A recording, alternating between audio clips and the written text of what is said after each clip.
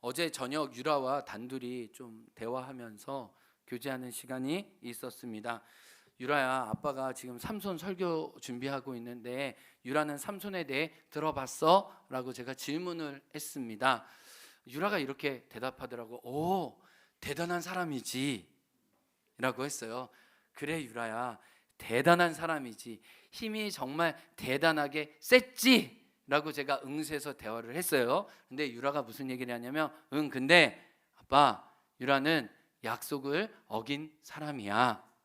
맞아 유라야, 삼손은 하나님과 약속을 어긴 사람이야. 유라 말이 맞는 것 같아. 삼손은 대단한데 삼손은 하나님과의 약속을 어긴 사람이야. 유라가 무슨 여자가 있었는데 들릴라 하니까 들릴라에게 비밀을 말해서 머리카락이 잘린 사람이야 라고 얘기를 하더라고요. 정말 맞아요. 삼손은 영웅이긴 하지만 그 영웅의 모습이 우리에게 좋게 남아져 있질 않습니다. 우리 다 교회학교 경험들 있으시죠? 교회학교 때 삼손은 안 배운 사람은 없을 것 같아요. 그렇죠?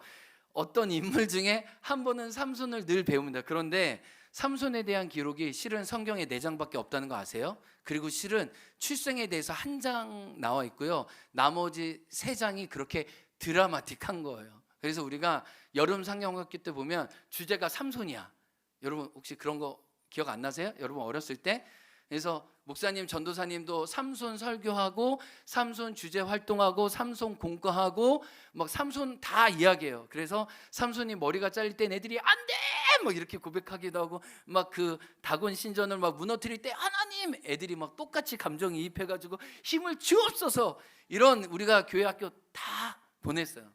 근데 우리가 자칫 어릴 때는 잘못된 이해가, 삼손은 영웅이고 대단한 신앙의 사람이야, 그렇게 미화된 삼손을 알 수 있는데, 우리가 정직하게 성경을 읽으면 미화된 삼손이 아니라 얼마나 자신됨을, 그리스도인됨을, 하나님의 자녀됨을 상실해가는 안타까운 시선으로 성경은 삼손을 기록하고 있다는 거예요.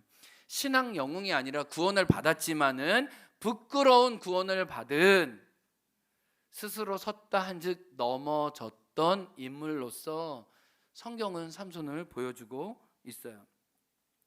이제 오늘 삼손 설교 3번째 시리즈인데, 지금 삼손 시리즈 지금 1절부터 9절밖에 안 나갔는데 이렇게 설교하다가 올해 끝나고 내년 맞는 거 아닌가라는 걱정이 들긴 하지만 일단 우리에게 주신 말씀을 살펴보고 싶어요. 복습해 보면 사사기 14장에서는 자기의 정체성을 상실하는 삼손의 모습을 3가지 동사로 표현했습니다. 첫 번째 뭐죠?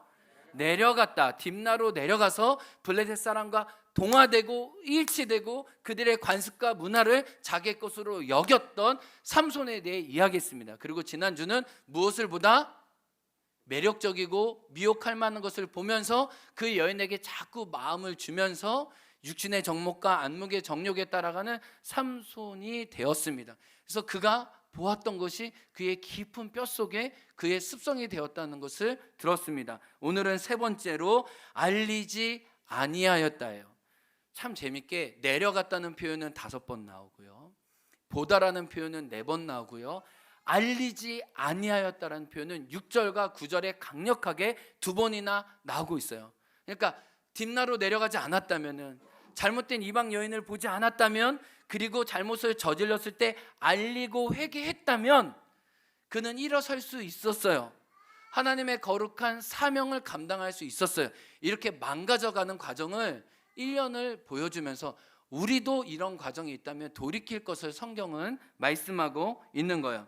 자, 5절 말씀 보면은 정체성을 상실해가는 삼손이 나옵니다. 5절 읽겠습니다. 시작. 삼손이 그의 부모와 함께 딥나에, 여기서도 똑같이 딥나에 내려갔다가 또 표현하죠. 그 다음에 어디에 이르렀습니까? 시작. 딥나의 포도원에 이른즉 젊은 사자가 그를 보고 어떻게 하는지라. 자, 딥나에 내려간 것도 잘못이었지만 딥나의 포도원에 이르는 것도 삼손의 마음이 정말 완전히 넘어갔다는 걸 알게 됩니다. 여러분, 여기서 딥나의 포도원에 이른즉, 이 이르렀다는 이 히브리어로 표를 보니까 지난주에 여러분 보다라는 표현이 그냥 물리적으로 잠깐 보다가 아니라 마음을 지속적으로 계속 줬다라는 표현이라는 거 말씀드렸죠. 습관적이고 지속적으로 과거로부터 현재까지, 그래서 앞으로 되어질 일까지 예고할 수 있는 그 보다라고 말씀드렸죠. 와우 계속 용법이라고 이렇게 하여튼 어려운 말 했어요. 근데 성경을 보니까 놀랍게도 포도원의 이른지기라는 말도 와우 계속 연속으로 사용하고 있어요. 이게 무슨 말이냐면 언젠가는 내가 저 딥나의 포도원에 갈 거다라고 과거부터 현재까지 생각을 하고 그 결정으로 그 딥나의 포도원에 이뤘다는 거예요. 우연히 스치듯이 지나가는 길에 들렀다가 아니에요. 좌표를 찍어놓고 내비게이션을 찍어놓고 목적지로 설정해서 딥나의 포도원에 이르렀다는 겁니다, 여러분. 그렇다면 왜 딥나의 포도원이었어요? 성경 고고학에 따르면 삼손이 주요 활동했던 무대들이 있거든요. 뭐 소라, 그다음에 소렉, 뭐 딥나. 근데 놀랍게도 이 지역들은 모두 다 포도가 유명한 포도 원산지였어요. 이게 성경 고고학이 드러냈습니다. 그러니까 딥나 하면 사람들이 포도원이라고 생각할 정도로 가장 좋은 포도를 잘 마실 수 있는 곳이 딥나였다는 거예요. 그러니까 어떻게 보면 블레셋과 동화되면서 그들의 잔치에 흥이 겨운 걸 보면서 그 흥을 어떻게 보면 삼손도 누리고자 그 딥나의 포도원에 갔었던 것 같아요. 그 딥나를 묵상하다가 제가 잠깐 살았던 사역했던 중문이 생각났어요. 저희 하일이가 저한테 어느 날 이런 얘기해서 아빠 왜 우리 집은 귤이 없어? 왜 제주도인데 귤을 못 먹어? 그래서 야 우린 서귀포가 아니야. 우린 당근과 감자만 먹을 수 있어. 이런 얘기를 했거든요.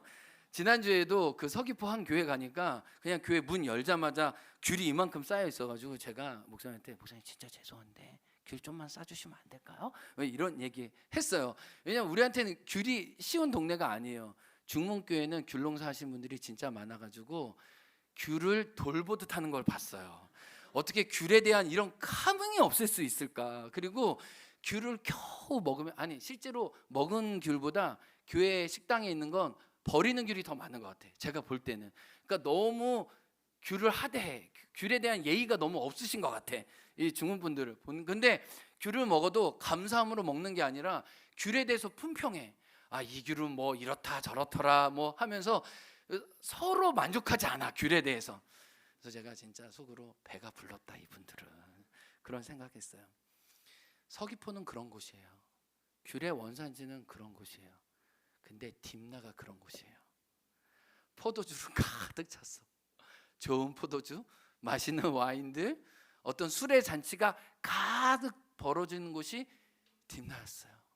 그러니까 딥나의 포도원을 설정해서 갇혔던 것은 삼손의 마음이 이미 어디로 치우쳐 있는지를 너무나 잘 보여주는 거예요. 이것들을 끊어내지 못했다는 것을 성경은 강력하게 경고하면서 보여주고 있는 거예요. 여러분, 포도원과 포도주는 실제로 뭐 하나님이 성경에 보면 이스라엘 백성에 주신 축복이에요. 그래서 포도주를 많이 누리고 하나님이 또 이스라엘 축복할 때 포도에 무성한 열매가 많이 맺힐 거라고 얘기를 했어요. 그러나 나실인이 어떤 삼손과 그의 가족인 포도는 하나님의 기쁨의 상징이 아니라 그것부터 멀어져서 구별의 상징이었어요. 포도원과 또 포도주를 마시지 않는 것, 독주를 마시지 않는 것은 삼손과 그의 가족에게는 그의 거룩함을 지키는 아주 중요한 요소였다는 거예요. 모두에게 허락된 것을 허락하지 않으므로 구별해서 하나님의 거룩하심과 하나님의 은혜를 증거하도록 특별하게 부르신 자기의 사명과 관계에 있었다는 거예요. 이 사사기 13장에 보면 제가 성경을 관찰하다가 놀라는 게 뭐냐면, 여러분, 우리는 삼손을 사사로만 많이 이해해요. 근데 13장 5절에 보면 삼손을 통해서 블레셋의 손에서 이스라엘을 구원하겠다고 하는 구절은 단 한 구절밖에 없어요. 사사로서의 삼손을 묘사하는 건 한 구절밖에 없다고요. 그것도 히브리 단어로 10단어밖에 안 돼요.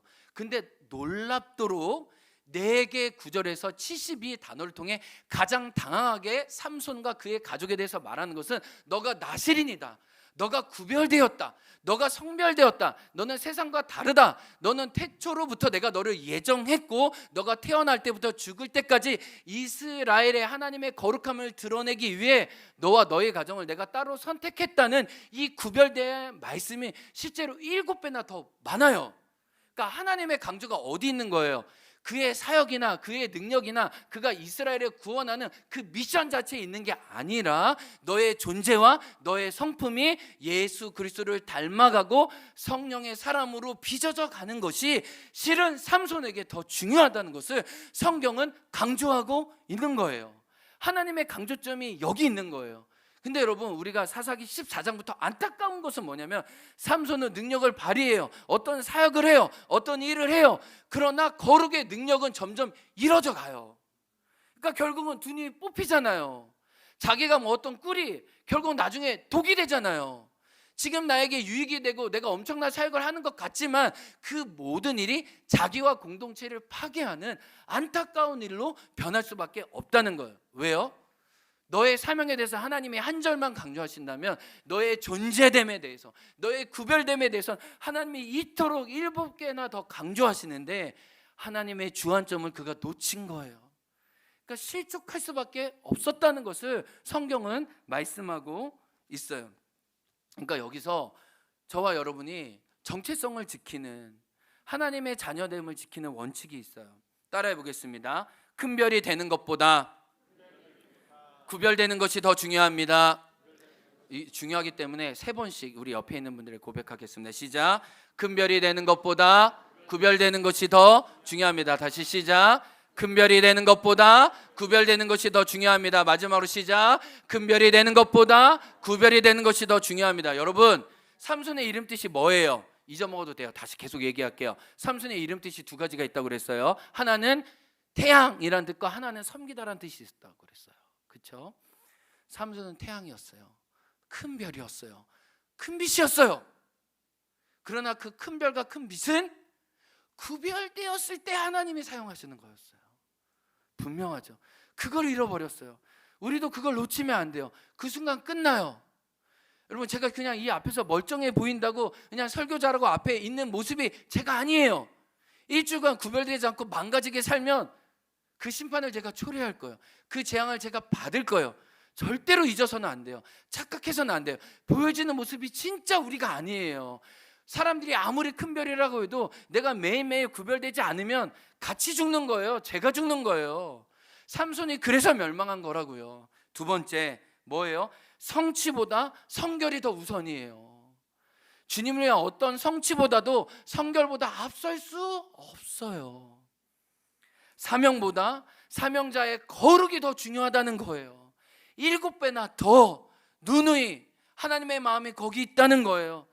너의 능력으로 내가 일하는 게 아니라 너의 구별됨으로 내가 너를 사용하겠다는 하나님의 주권이에요. 디모데후서 2장 20절과 21절 읽습니다. 시작. 큰 집에는 금 그릇과 은 그릇뿐 아니라 나무 그릇과 질 그릇도 있어 귀하게 쓰는 것도 있고 천하게 쓰는 것도 있나니 그러므로 누구든지 이런 것에서 귀히 쓰는 그릇이 되어 거룩하고 주인의 쓰심에 합당하며 모든 선한 일에 준비함이 되리라. 여러분, 오늘 본문은 내가 금그릇이다, 은그릇이다, 나무그릇이다, 녹그릇이다가 주제가 아니에요. 주인이 언제든지 쓰실 수 있는 깨끗하고 거룩한 그릇이 초점인 거예요. 내가 몇 달란트를 받았고 어떤 능력이 있는데 성경은 실은 관심이 없다는 거예요. 여러분, 우리만 관심 있지 하나님의 관심은 내가 늘 쓸 때 네가 거룩하냐 깨끗하냐 그거였던 거예요. 근데 능력과 달란트가 큰데요, 거룩이 없으면 그만큼 재앙이 돼요. 사사기 14장 4절에 보면 삼손은 자기의 사명을 의식했던 것 같아요. 그때 블레셋 사람이 이스라엘을 다스린 까닭에 삼손이 틈을 타서 블레셋 사람을 치려 함이었으나, 삼손은 틈을 노려서 블레셋 사람을 치려 했어요.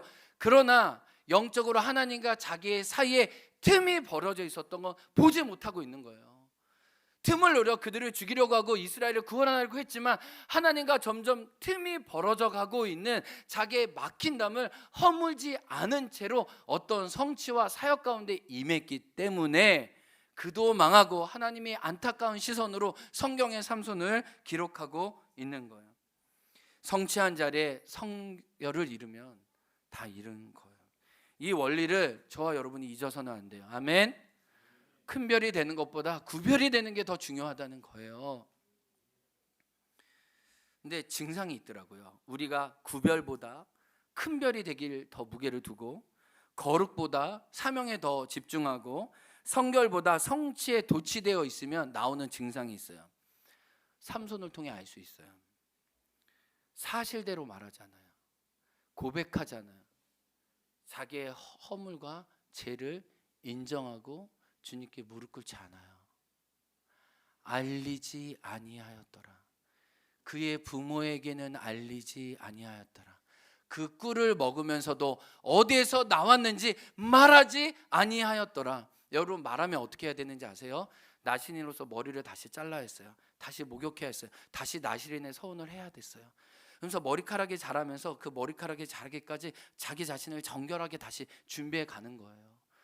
여러분, 그냥 자기가 그냥 잘못했다가 퉁치고 그냥 넘어가서 사사가 아니라 다시 정결 의식과 다시 회복의 여정을 걸어가야 해요. 왜요? 자기가 부정한 것을 만지고 부정한 것을 먹고 부정한 일을 행했기 때문에 하나님 다시 회복할 기회를 주세요. 그래서 민수기 6장에도 나시린의 선이 나오지만 나시린이 범죄했을 때 어떻게 재헌신해서 자기 자신을 하나님께 드릴 건지 하나님 그 여정에 대해서도 말씀하신다고요. 근데 삼손은 회개와 회복의 여정이 아무도 없어. 늘 자기 힘이 영원할 거라고 생각해. 큰 별이 되려고만 해. 그러다가 망한 거예요, 여러분. 그러다가 고꾸러진 것을 성경은 우리에게 경고하고 있습니다. 스스로 합리하며 발뺌하면 우리도 삼손처럼 되는 거예요. 위급했잖아. 사자가 지금 나에게 달려오는데 내가 사자 찢어 죽여야 되는 거 당연한 거 아니야? 아유, 내가 딥나 포도원에 가서 내가 사자를 만날 줄 알았나? 내가 그 사자의 시체에서 꿀이 생길 줄 알았어. 꿀이 생겼는데 어떻게 먹지 않을 수 있겠어? 부모에게도 한번 권하는 게 당연하지 않겠어? 스스로 합리화하는 방식으로, 회개가 없으면요, 스스로 합리화하는 방식으로 반대편으로 갈 수밖에 없다는 것을 삼손은 우리의 악의 본성을 똑같이 너무 잘 보여주고 있다는 것을 알게 돼요. 6절, 그 사자를 염소 새끼를 찢는 것 같이 찢었으나 그는 자기가 행한 일을 부모에게 알리지 아니하였다. 포도원에 간 것도 알리지 않았어요. 사자를 찢어 죽인 것도, 그래서 죽은 자와 시체와 가까이 있던 것도 말하지 않았어요. 그리고 그 시체에서 나온 꿀조차 어디서 나왔는지 말하지 않았어요. 이거는 다만 말하지 않았다는 게 아니라 지속적으로 하나님이 주시는 회개와 제 고백의 기회를 잃어버렸다는 거예요. 이 구절을 묵상하다가 오늘 제목이 생각났어요. 삼손이 먹은 꿀이 나중에는 삼손이 독이 되는구나. 제가 지난주에 말씀드렸죠. 삼손이 보는 것이요, 결국 삼손의 눈을 앗아갔어요. 얼마나 무서워요. 내가 보는 것이 내 눈을 앗아가요. 뽑아버린다고요. 아주 성경 끔찍한 표현을 해요. 내가 지금 달콤하게 먹은 꿀이 실은 나의 독이 되는 거예요. 나를 마비시키고 있는 거예요. 삼손은 그걸 두 손 들고 정신 차리질 않고 계속 다른 길로 가고 있다고 성경은 경고하고 있습니다. 제가 이 삼손을 묵상하다가 제일 안타까운 게 이거예요. 알리기만 했더라면, 죄를 고백하만 했다면, 다시 나시린 서원을 재고백하면서 회개의 단계로 나아갔다면 정말 그는 부끄러운 구원이 아니라 다시 하나님의 은혜를 드러내는 아름다운 큰 별로서 사용되었을 텐데 그는 왜 이렇게 회개의 기회를 잃어버렸을까? 이 말씀을 묵상하면서 이 말씀이 저에게도 경고가 되고 하나님이 우리에게 경고하시는 거예요. 너 왜 하나님께 고백하지 않느냐? 왜 너의 믿음의 이끌미와 영적 동지로 하나님께 나아갈 수 있는 그 부모와 하나님의 사람들에게 고백하지 않느냐? 여러분, 삼손은요, 거짓이 거짓을 낳았고요, 부패가 부패를 낳았고요, 썩은 것이 썩은 것을 낳았고요, 악순환이 끊임없이 깊어지고 있어요. 근데요, 악순환을 어떻게 끊어요? 악순환을 선순환으로 만드는 첫 번째 지점이 죄를 회개하고 고백하는 거예요. 내가 시체를 가까이 했습니다. 아니 내가 가지 말아야 할 곳에 갔습니다. 아니 내가 딥나로 내려갔습니다. 우리가 하나를 잘 회개하다 보면 회개할 것이 줄줄인 것을 알게 돼요. 내가 지금 꿀을 먹었다고요. 사자의 시체에서 나오는 꿀을 먹었다. 그걸 회개하기 시작하면 그 회개의 지점에 이르는 더 깊은 회개가 우리에게서 나올 수밖에 없다는 거예요. 근데 외면하고 퉁치고 넘어가면 그냥 우리는 그냥 괜찮은 사람인 것처럼 착각하지만 하나님의 준엄한 심판이 우리를 기다리고 있음을 알아야 해요. 우리는 여러분, 죄의 싹은 사망이에요. 죄를 심은 곳에 물론 하나님이 용서해 주시지만 그 죄의 열매를, 그 독버섯을 저와 여러분이 먹고 스스로 아파할 수 있다는 것을 우리는 기억해야 해요. 좀 큰 얘기를 해볼게요. 1990년대 말 또 2000년대 초까지 엄청난 부흥이 있었어요. 지금 우리 교회 30대 세대들은 한국의 부흥을 마지막으로 경험한 세대. 그때 한국에서 정말 잘 나가고 유명한 사역자가 있었어요. 제가 그분 옆에서 같이 사역을 했었다고요. 근데 그분이 정말 큰 별과 같은 분이었어요. 정말 그분이 말하면 사자의 표와 같이 엄청난 힘과 위엄을 가졌어요. 사람들이 주님을 따랐다고요. 근데 여러분 어떻게 한지 아세요? 집회 끝나고 말도 안 되는 죄를 저질렀어요. 그것도 자기가 섬기는 그 사역의 대상 아주 어린 10대들을 데리고. 제가 부끄러워서 말도 못하겠어요. 그것이 밝혀지고 폭로되고 그 일이 너무 오래가 됐을 때 그 아이를 찾아가서 너만 조용하면 아무 문제 없다고 회유하고 말도 안 되는 일을 했어요. 그 언론이 그걸 막 드러내려고 터뜨리기 전에 사라졌어. 그래서 지금 그 이름을 듣도 보지도 못해. 아마 들으면 또 다 나오겠지. 이제 여태까지 그 사람이 했던 일이. 제가 그 밑에 있었다고요. 그러니까 참 무서운 일이에요. 여러분 막 우리 화려하고 이렇게 겉에서 보이는 게 그렇게 실은 중요한 게 아니에요. 나도 실족하고 누군도 망가뜨릴 수 있는 이 죄악의 욕망이 우리 안에 얼마나 크게 도사리고 있는지 알아요. 지금 달콤한 게 결국 나의 칼이 되고 나의 독이 돼요. 허물과 죄를 고백하는 걸 하나님이 너무 기뻐하세요. 왜요? 그게 악순환을 끊어낼 수 있는 선순환의 첫 출발이기 때문이에요. 우리 함께 고백하기 원해요. 나 주를 멀리 떠났다. 이제 옵니다. 함께 고백할까요? 나 주를 멀리 떠났다. 이제 옵니다. 나 죄의 길에 시달려 주여 옵니다. 그 귀한 세월, 그 귀한 세월 보내고 이제 옵니다. 난 뉘우치는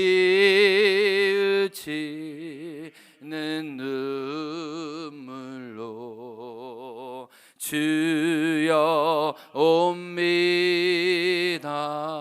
주님, 나 이제 왔으니 내 집을 찾아 주여 나를 받으사 맞아 주소서. 사랑하는 성도 여러분, 잘 보세요. 삼손이 말하지 아니한 것이 끝까지 비밀로 지켜졌나요? 아니요. 다 들통났어요. 이게 사단의 기만이에요. 사단의 속임수예요. 너 어물쩍 넘어가. 괜찮아. 굳이 그런 것까지 회개할 필요 없어. 하나님 그거 넘어가 주실 거야. 뭘 부끄럽게 그런 수치를 입어 라고 말하지만 사단은 그걸 모아놨다가 한꺼번에 다 까발립니다. 어느 누구도 알지 못했다고 생각한 삼손의 수수께끼를 모든 블레셋 사람이 다 알게 되었어요. 그게 사사기 14장의 끝에 결론이에요. 여러분, 내가 속인다고, 내가 감춘다고 그게 감춰지거나 속여지는 것이 아니라는 것을 알아야 돼요. 사단에 노리게만 된다는 거, 사단에게 더 한 방 먹는다는 것을 우리는 기억해요. 그래서 빨리 항복해야 돼요. 빨리 자빠져야 돼요.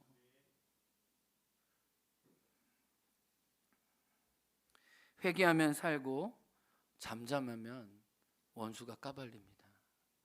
이게 삼손을 통해 우리가 받을 수 있는 교훈이에요.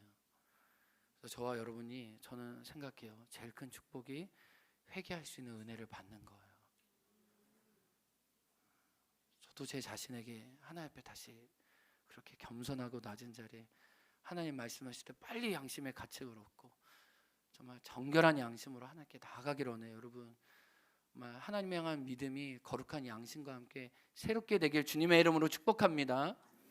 근데 제가 오늘 말씀을 묵상하면서 참 하나님의 은혜로 느껴졌던 게 뭐냐면, 오늘 5절을 보세요. 딥나의 포도원에 이르렀어요. 근데 거기서 뭐를 만났대요, 여러분? 예? 성경 읽었잖아요, 아까 전에. 사자. 네, 사자. 근데 그냥 사자가 아니라요, 젊은 사자가 그를 보고 소리를 질렀대요.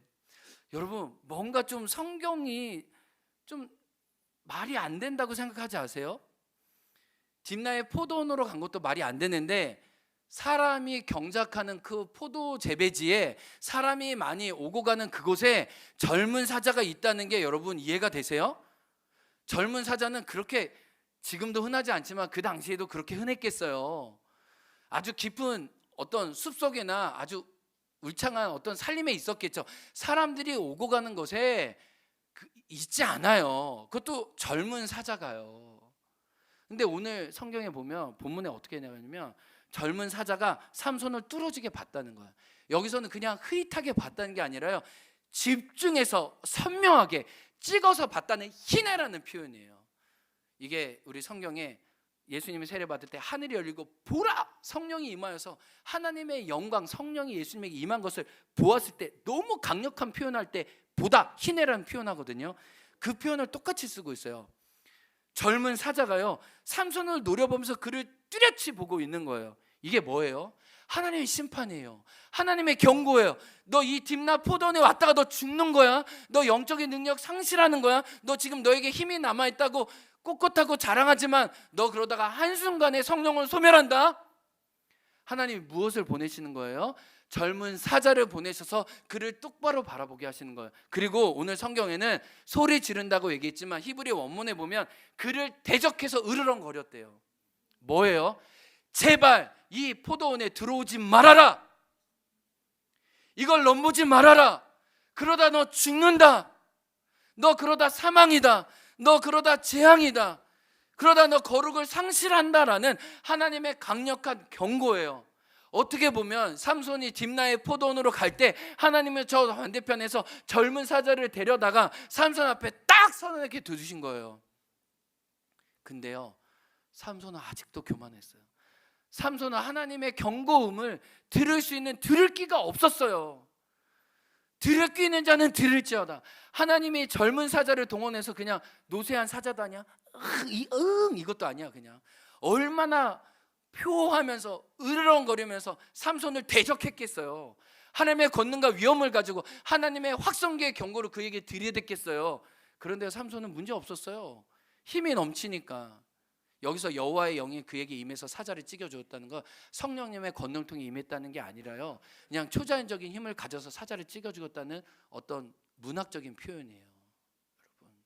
여러분 보세요. 늘 여호와의 영이 임했지만 그곳에 늘 타락했어요. 그러면 성령님은 그런 분이 아니세요.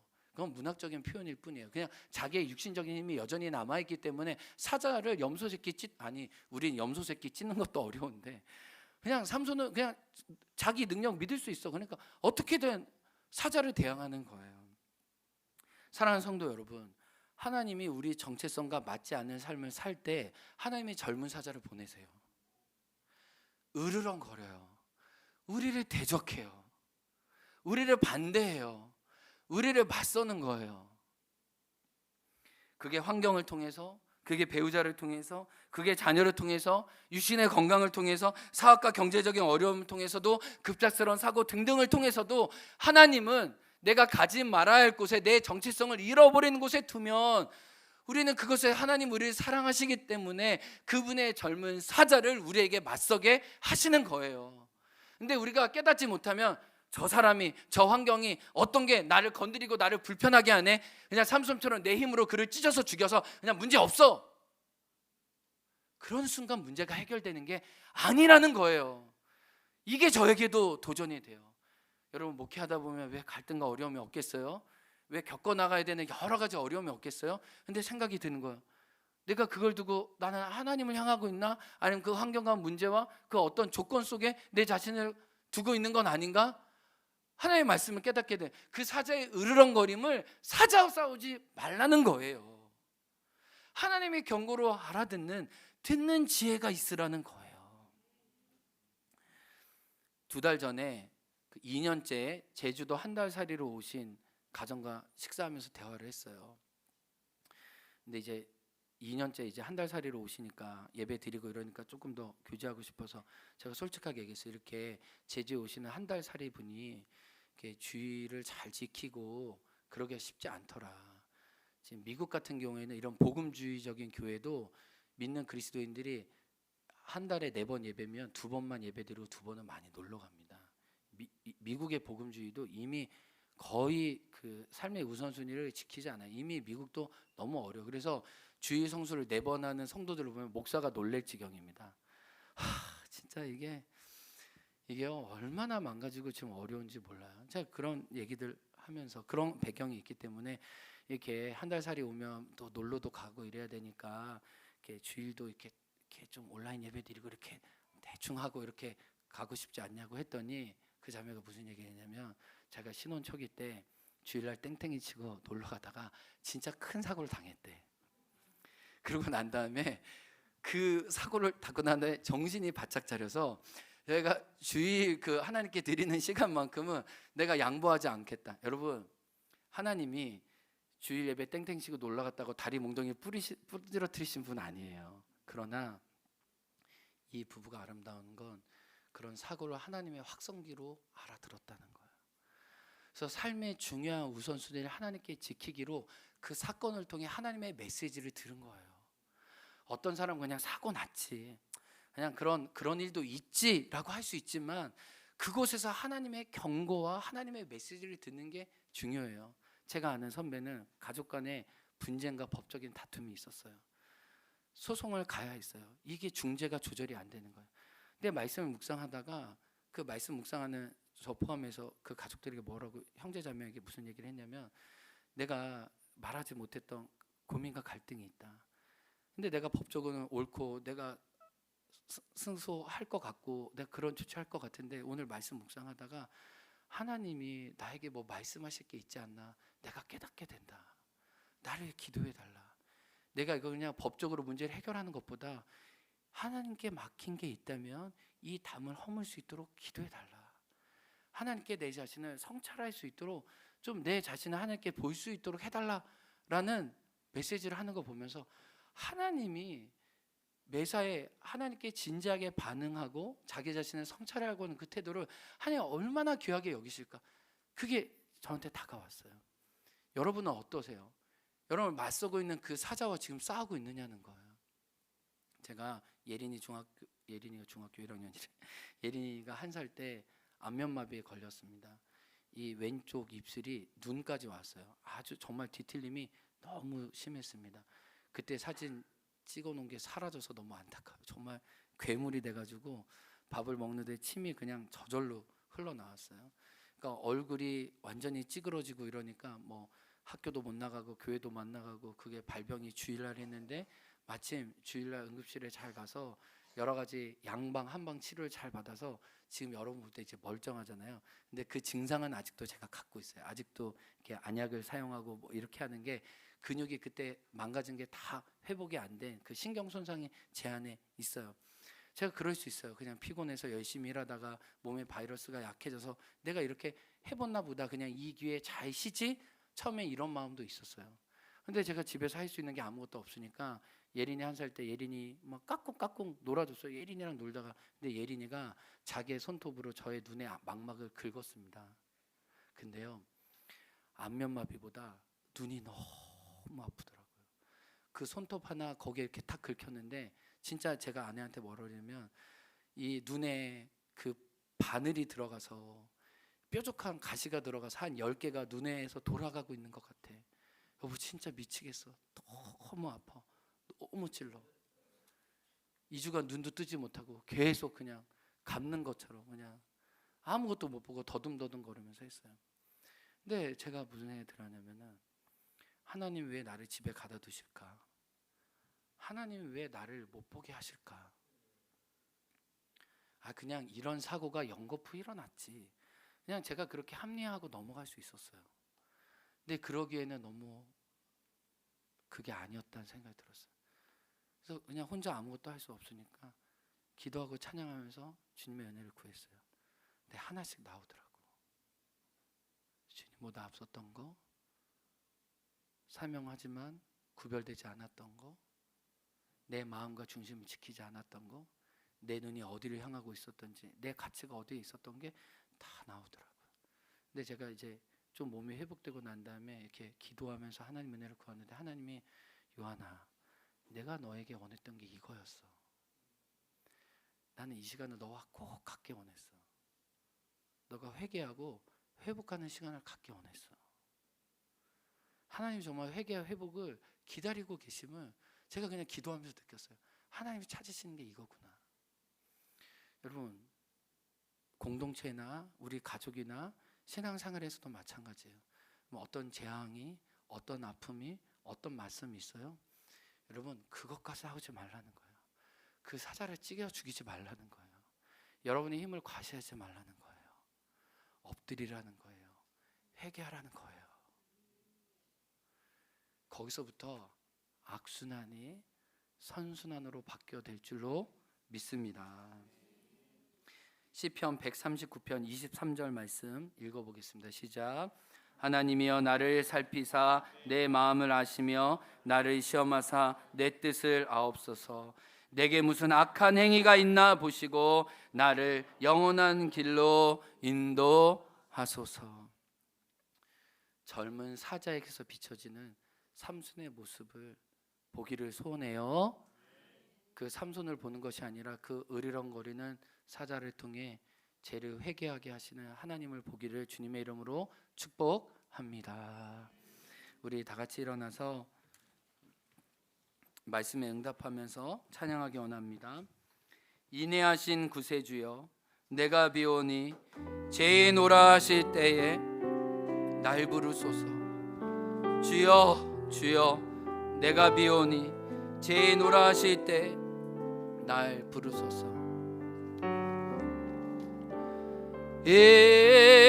인애하신 구세주여, 내가 비오니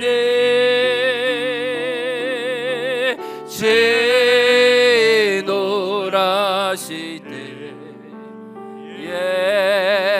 날 부르소. 다시 한번. 인애하신 구세주여, 내가 빕니다. 인애하신 구세주여, 네가 비오니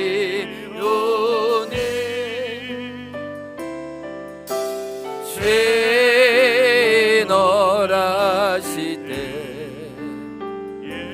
날 부르소서. 주님 저를 회복시켜 주옵소서. 주여 주여, 내가 비오니 죄인오라 하실 때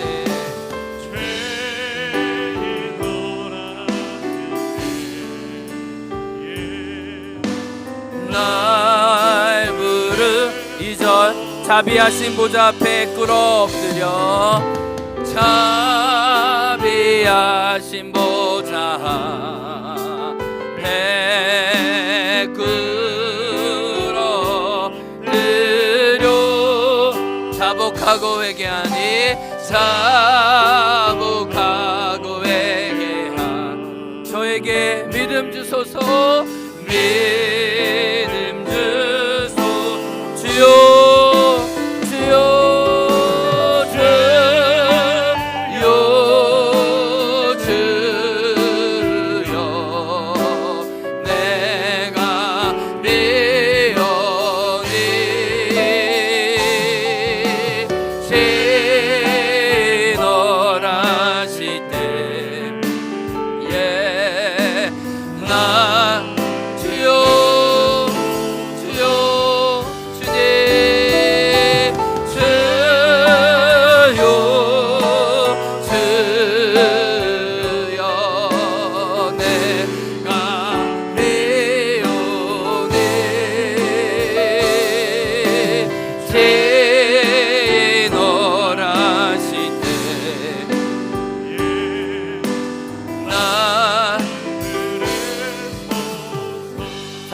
어머님들, 주님은 딥나로 내려가고 딥나의 포도원에 들어가는 삼손을 위해서 당신의 젊은 사자를 그 앞에 떡 세워 두셨습니다.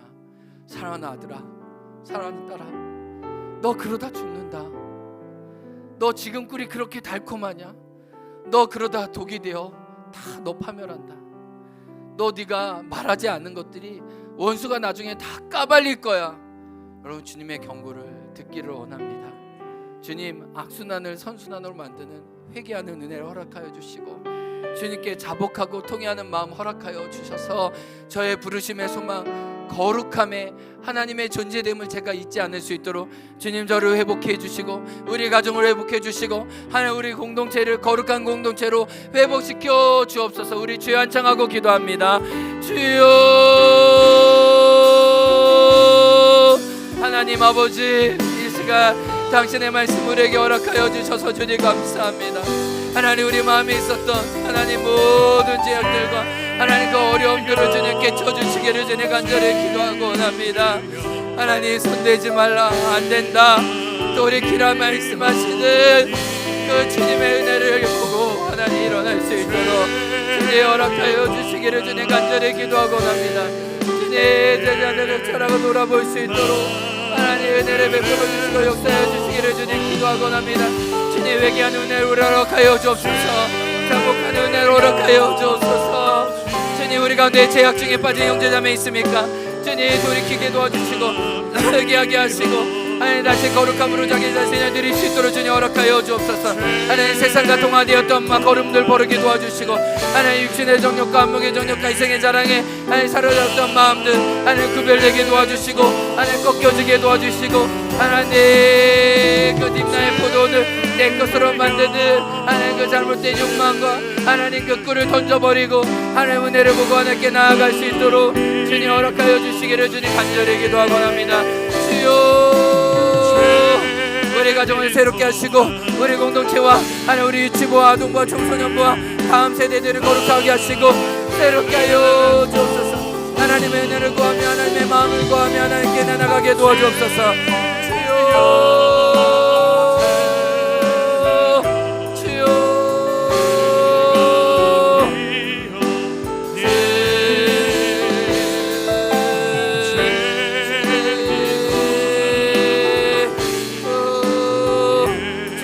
주여, 주옵소서. 주님, 회개합니다. 주여, 주여, 주여, 주여, 내가 배우니 죄 돌아시 때에 날 부르소서. 하나님, 지난 한 주도 오늘도 여전히 우리가 포도원을 넘으려 할 때 사랑하는 아들아, 사랑하는 딸아, 안 된다, 멈춰라, 돌이키라. 당신의 젊은 사자를 통해 경고하시고 원래 구별된 성별의 자리로 설 것을 우리에게 말씀해 주시니 감사합니다. 하나님, 그 사자와 싸우지 않게 도와주시고 하나님께 항복할 수 있는 겸손함과 자복함을 우리에게 허락하여 주옵소서. 하나님, 추석을 맞이해서 우리 형제자매와 가족들을 만납니다. 하나님, 우리를 통해 예수님의 생명이 흘러가게 도와주시고 예수의 거룩이 우리를 통해 그들에게 증거되게 도와주옵소서. 수많은 우상과 수많은 귀신에게 절하면서 하나님의 폐역한 이 땅을 용서하시고 주님 사하시고 다시 이 행원과 이 땅에 거룩한 예수의 이름만, 예수의 십자가만 드러내 주옵소서. 하나님, 오늘 이 예물과 함께 거룩함으로 우리 자신을 산제사로 드립니다. 주여 받아 주옵소서.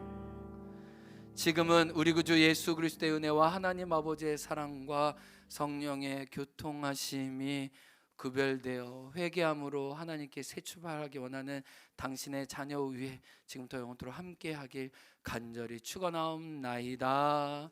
아멘.